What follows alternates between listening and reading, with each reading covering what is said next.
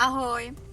Hledat v krásném počasí umí každý, takže já v krásném počasí makám u mamky na zahradě a když se rozprší a já mám práci hotovou, tak vyrazím na hledání. A protože se neskutečně těším a prostě toho času už mi tady nezbývá moc, tak whatever, prostě si vezmu svoji růžovou pláštěnku a jdu na to. A nemůžu se dočkat toho úplně, si myslím, že tady něco najdu dneska. Nebo věřím v to, protože kdybych v to nevěřila, tak bych se na to vykašlala, sedla bych si k televizi, že jo. To byl můj životní sen, chodit v růžový pláštěnce, T-Mobile, po Sudetech v dešti. Ne, trošku se to lepší, to nebude zas tak špatný.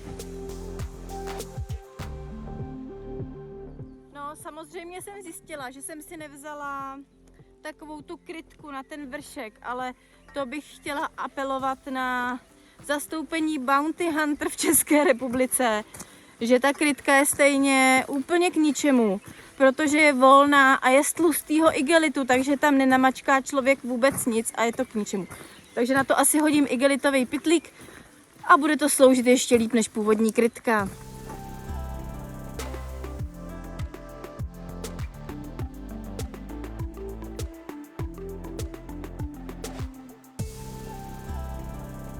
Je tady nádherná příroda a já jsem si řekla, že vám budu dávat každý signál, abyste věděli, co se tady dá. Teda jako já jsem na kameni, jo, tak mě by zajímalo, co tady ten centimetr. To fakt není jako 7, ani 5. Pod náma je kámen. Já to jdu vzít pípákem malým.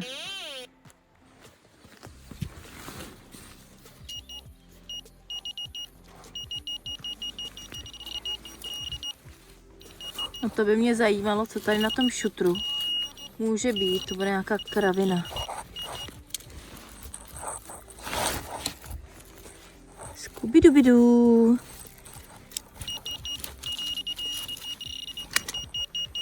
No jo. Tady máme eine kleine starý hřebík. Nevadí, jdem dál.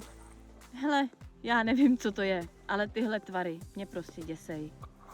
Já už jsem chtěla odejít po tom hřebíku, ale detektor mi tady chytl další signál.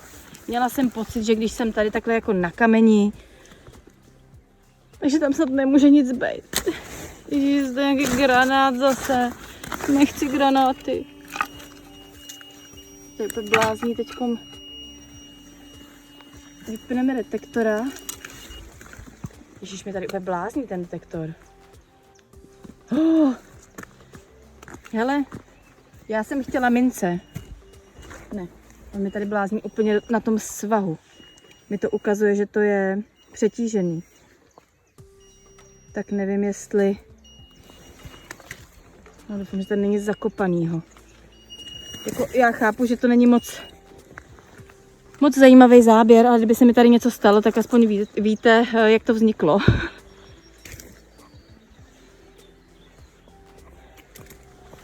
Dobře.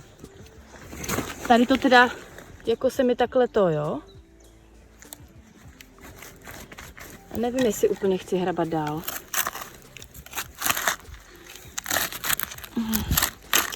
Bože můj. Prostě proč nemůžu najít nějaký hezký stříbrňáček? Nebo mladýmu, který miluje druhou světovou válku. Nějakou říšskou marku. Proč zase tady ty tvary? Takže chytneme teď malej.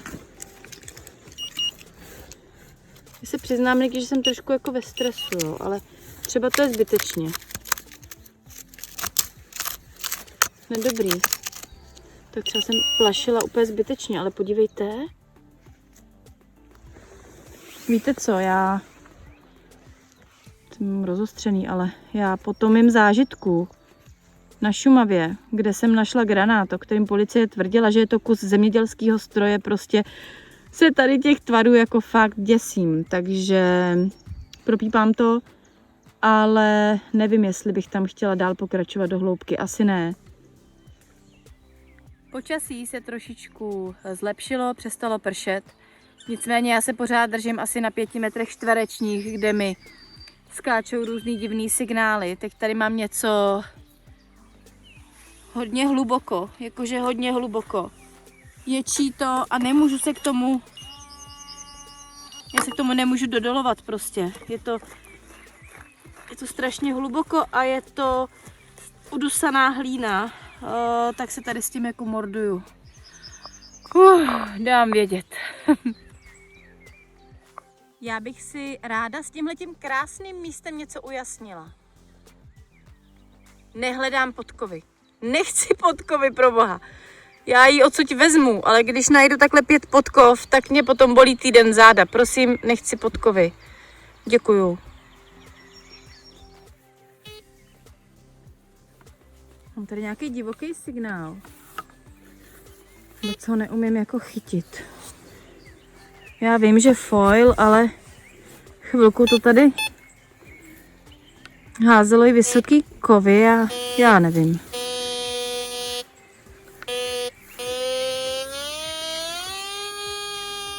A není to hluboko. Já se tady jdu rýpnout a řeknu vám, co to bylo. Hele, není to ani pár minut, co jsem řekla, že prosím žádný podkovy, ale já si myslím, že to zase je nějaká podkova, ne? Taková maličká. Takže já se posunu o kousek dál, protože to ne.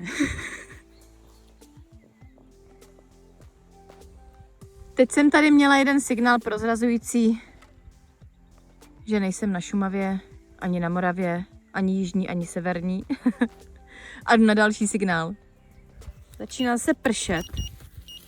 Stmívat se, prostě ideálka. Řve mi to tady. Jdu to kopnout, protože tady jsou nějaký kořeny, já se tam asi nedostanu. Tyjo. Dneska je to vtipný, no vtipný. Je to takový zajímavý. Hele, jde na mě Radka. To je taková místní holka, která má nějaké postižení psychický. Pamatuju si ji z dětství a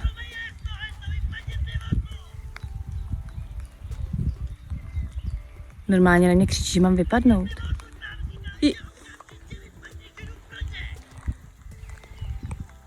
Jasný, jdu! Ahoj! Ty vole, radši uteču do lesa. Jasný!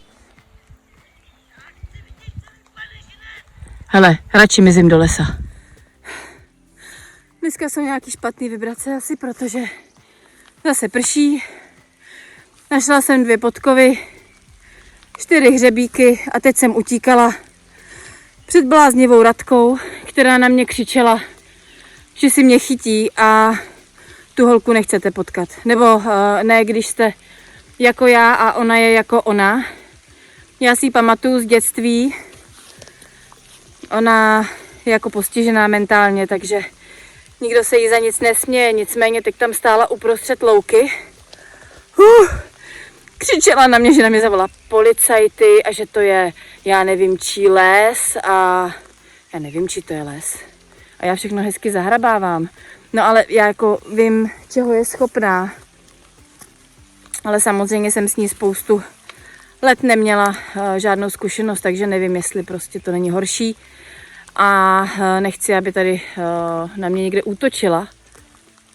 Takže opouštím to místo pod lesem.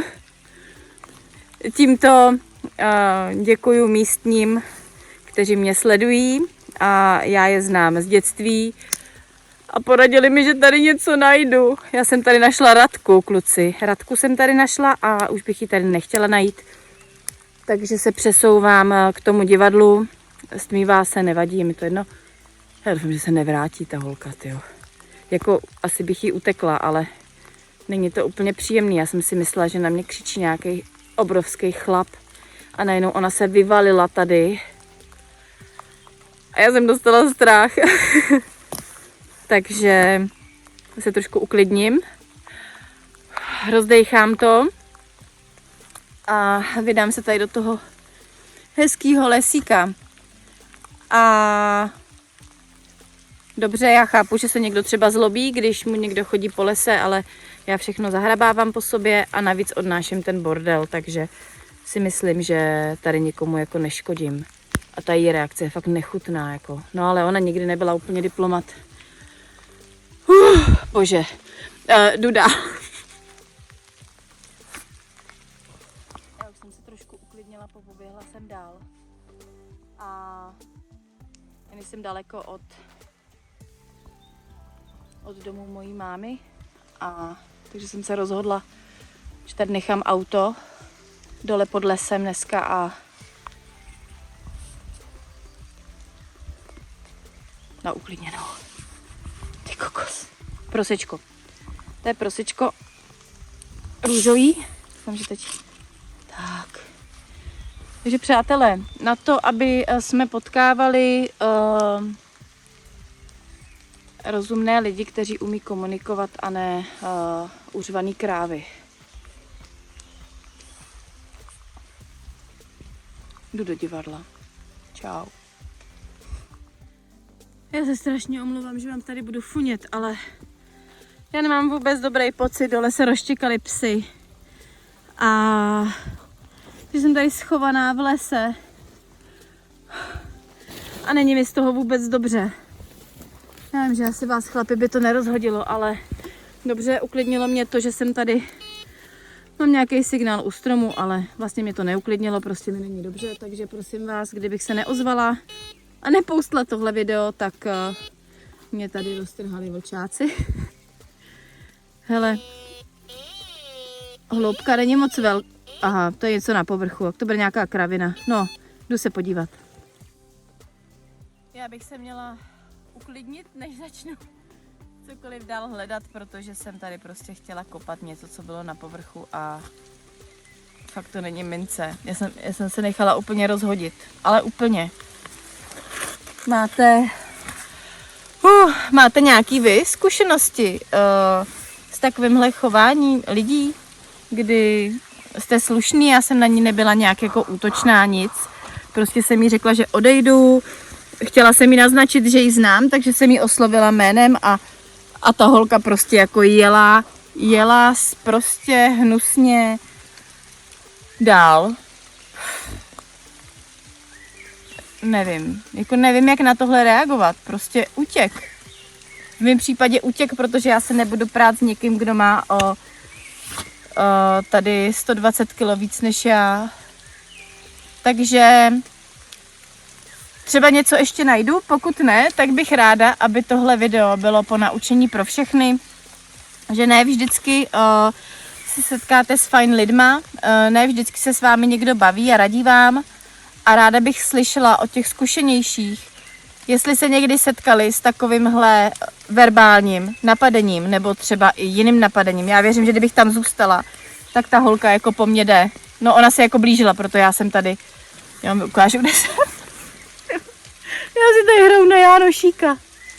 Ale jako je tady krásně. Ale já mám furt strach, takže já se rozhlížím, aby se tady náhodou neobjevila.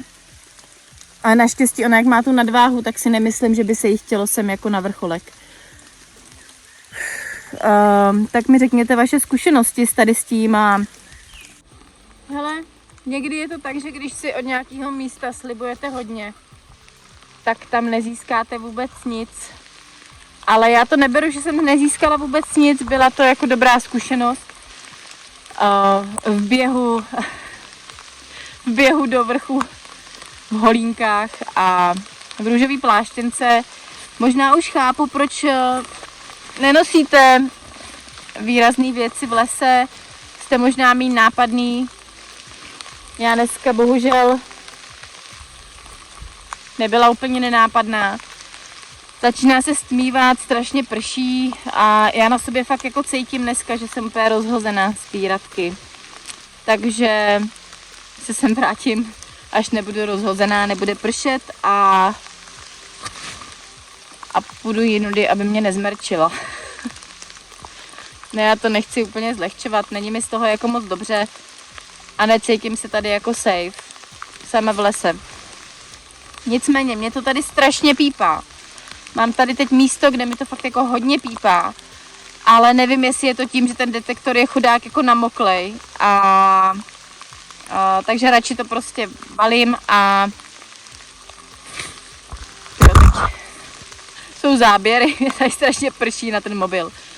Balím a vrátím se sem se suchým detektorem a